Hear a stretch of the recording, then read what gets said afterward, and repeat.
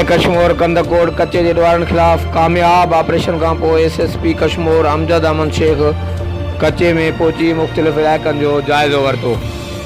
SSP Amjad अमन Sheikh police जी वॾी नफ़री सां गॾु कच्चे में पहुची सिंधु दरिया ते कंदकोट घोटकी पुल जे हलंदड़ कम जी सिक्योरिटी वारी सूरत हाल जो जाइज़ो पिणु वरितो। SSP कश्मीर जो चवणु हो त पुल जे हिन कम में ॾुआरी वॾी रुकावट बणियल हूंदा हुआ।